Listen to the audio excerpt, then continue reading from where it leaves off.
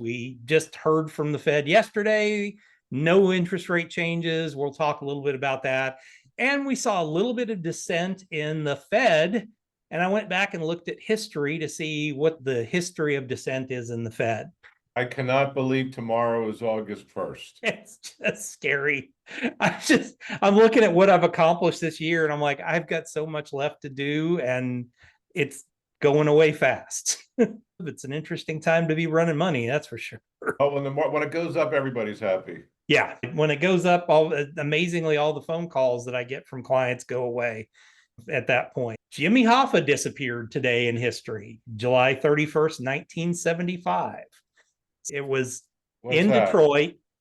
There was this one house. They actually they were able to get into the house, and there was actually blood on the floor in the house when they did the spray stuff. And what they were able to surmise is that he was taken from that house to a local crematorium and he was cremated.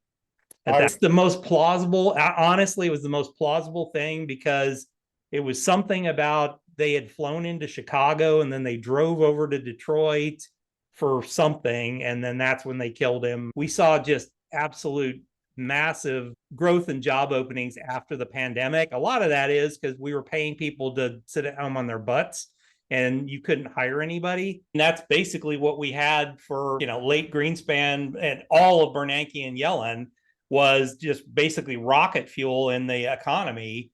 And that ended up, you had rocket fuel, and then you combine it with several years of the government pumping just tons of money into the economy. You're going to end up with inflation. When the economy is flying, you're not going to get much dissent. When the economy is tanking, you're not going to get much dissent. This whole Fed speak, everybody thinks the same way. All their economists think the same way. I'm sorry, I need a little bit of somebody raising their hand. You're up over 7,000. You were like the highest. And I'm not saying it can't get there. That's another 10% move from here. Sure. But also, we are coming into the weakest part of the year. There is so much from a tax perspective that is going to make profitability of companies be off the charts amazing this year. And it's not necessarily because they did that much more business. It's like, I don't care if you're a Trump fan or not. This is a whole different animal as far as the speed of movement within this, and so many interesting things. I think that are the reason those top 10 are so amazingly profitable is they have spent a lot of money on AI.